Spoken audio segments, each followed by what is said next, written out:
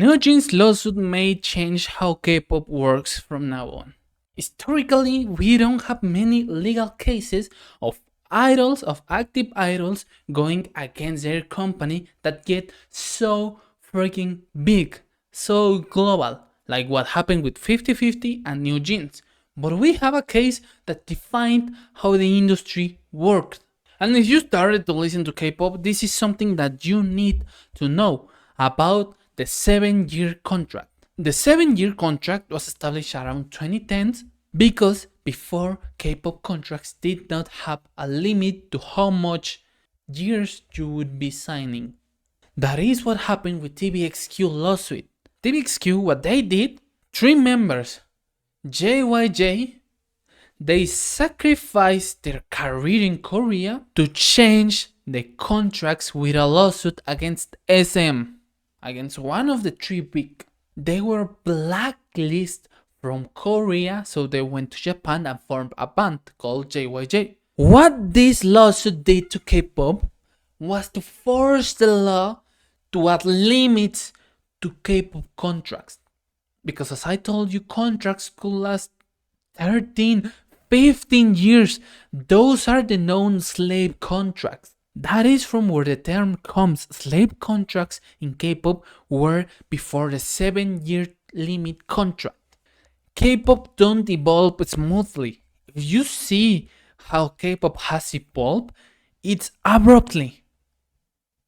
A lawsuit, a pandemic, more lawsuits.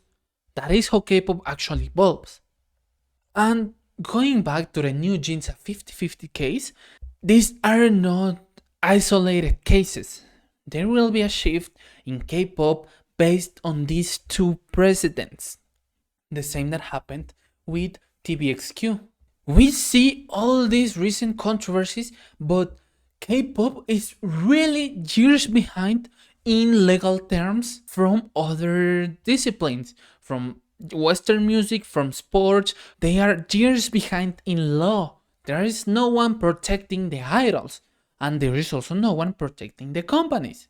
Now, what happened with the 7-year contract is that as the legal terms slowly became part of K-pop, idols had a little bit of backup of the law. But now, once one thing is regulated, other parts will come to focus.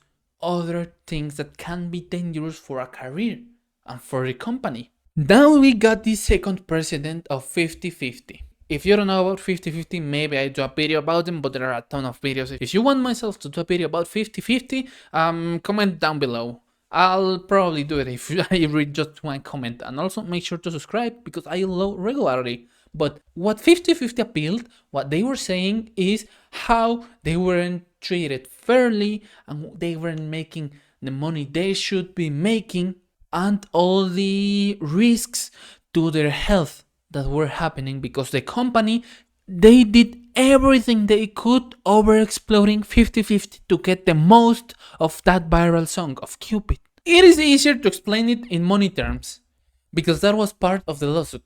Let's say you are my idol and I am the company. Since day one, I have invested a ton of you as a trainee. So, I as company, the moment you debut, I need to gain my money back. So we do a contract. You as idol gain 1% of the revenue you make with the songs. With all the merchandising, with all the global tours, with your stages, with your gifts, everything. You keep 1%. And I, as company, because I am the one promoting you, I am the one who built you, I gain 99%. But current K-pop don't work like that anymore because virality is a thing. And now that worked when the model was predictable, when it was stable, when we had a standardized rise level. But in current K-pop that we got virality in every song can become viral. What happens is that instead of being a predictable path, it becomes unreadable.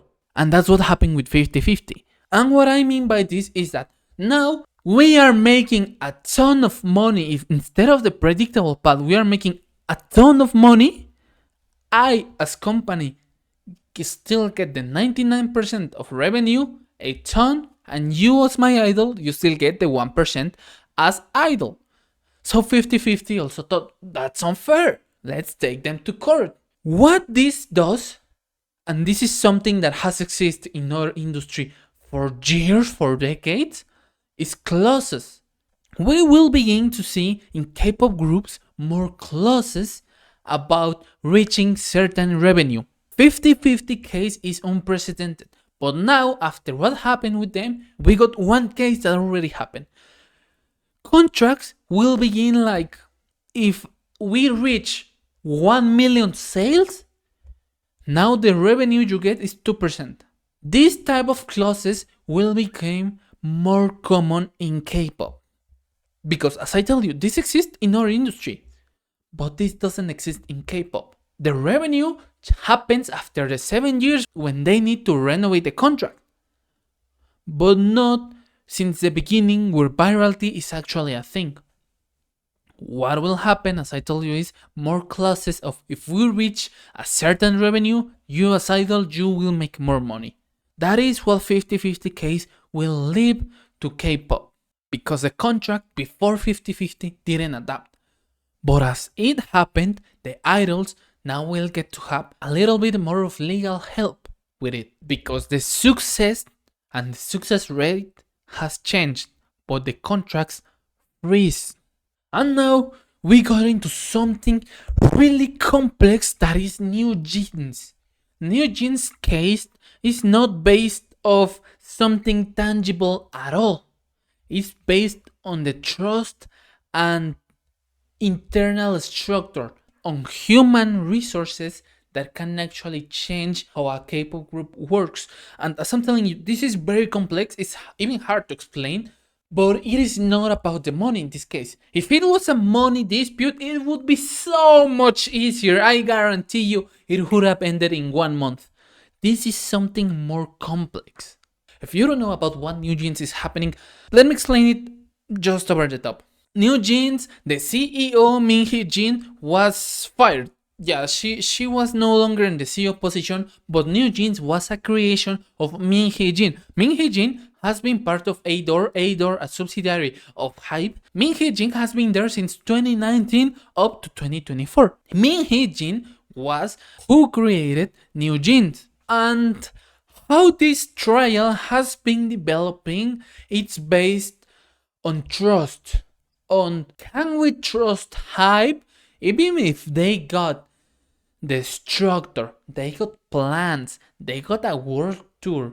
For us, can we trust HYBE when a part of our success was because we had a clear direction with just one person as CEO? And I'm telling you, these are some deep, complex stages of the law that there's nothing, not even similar in K-pop, not even TVXQ, not even 50-50. This is nothing easy to understand because there are not more examples. This lawsuit, what will change is going to be the structures. To add on the wheel, to add the capabilities of idols to leave voluntarily groups, assist and desist for the legal terms of a contract, as there was an internal rupture with the group, with the company, with Adore and HYBE, and with Min Hee-jin. Because contracts, what they used to protect was time and money. But now with this complex scenario, they need to protect the trust, the infrastructure, and management. And now the infrastructure will become contract relevant. Because as I'm telling you, the legal dispute, Adore had already almost won. But NewJeans didn't back up at all because they said, now that we cannot go back to work with Adore because the trust has been broken. How can we as artists believe that we will have a good development in that company? How can we artists know that we will have actual promotions, comebacks, stages? Because what the company will do, this is nothing that they have said, but I and most people can understand, is if they come back to Adore and HYBE will leave them on the basement. They won't be coming back at all. That's why I have said that on some videos. They won't have NewJeans competing once again against their other groups. NewJeans is ruined completely if they stay on Adore and Hype. And all these cases have a meaning in K-pop. Now contracts will be actually reviewed, because I want you to think. Imagine some idols debut when they are minors, but imagine an 18-year-old, a 20-year-old that knows nothing about the law signing a contract that leaves you in one single company, and they will have almost whole access to you, to your life, whole control of it. 16-year-olds, 18-year-olds, 20-year-olds have been signing these contracts since the beginning of K-pop, and nobody has been thinking about it. You'd think they, as trainees that they don't earn any money, have access to a lawyer, to someone who could translate what a contract means? Of course not. Now we will be shifting into more detailed negotiations, detailed contracts, earlier negotiations. This won't be only for big companies. If something happens with the big companies, it will happen with the small companies. Now the legal terms will become key aspect for a K-pop idol career. And this is part of a professionalization that will need to change in K-pop, because there is nobody protecting the idol. They are famous, they got a ton of money, but there is no law that backs them. The law backs the company, and I'm not saying the companies are bad, but in legal terms, K-pop is very behind of every single industry. That's why we recently see all this present case, but we have seen a ton of cases where idols are mistreated. K-pop will begin to professionalize. And even if it seems like this is something that makes K-pop groups unstable, based on virality and now with legal terms, all these legal contracts, K-pop seems like it's a little bit unstable, but that is what happens when they are actually transitioning into a professionalization. K-pop and contracts will be actually negotiated. They won't be one-sided.